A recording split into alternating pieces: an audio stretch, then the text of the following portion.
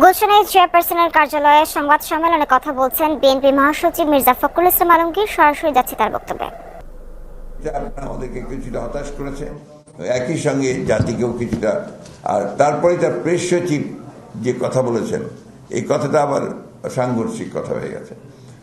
তিনি বলেছেন যে আপনার 25-এর শেষের দিকে অথবা আপনার 26-এর প্রথম দিকে চিফ অ্যাডভাইজার বলেছিলেন, আর উনি বলছেন যে জুনের মধ্যে নির্বাচন হবে।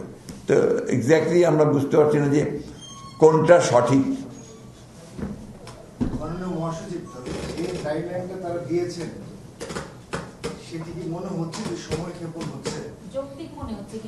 যৌক্তিক তো মনে হয়নি, জানো তো আমরা বলেছি যে আমরা হতাশ হয়েছি, এটাতে সেজন্যই তো এটা বলা। তত্ত্বাবধায়ক সরকার তো পুনর্বহাল দলীয় সরকারের অধীনে যে নির্বাচনগুলো হয়েছে, এই বিষয়ে এই নির্বাচনগুলোকে আপনারা বাতিল চান? বলেন। তত্ত্বাবধায়ক সরকার ব্যবস্থা পুনর্বহাল হলো, এই কথাটা এখনো পুরোপুরি বলা যাবে না, যেহেতু সংবিধানের ৫ম সংশোধনের মাধ্যমে তত্ত্বাবধায়ক সরকার ব্যবস্থা বিলুপ্ত করা হয়েছিল, সেটাকে অবৈধ ঘোষণা করা হয়েছে।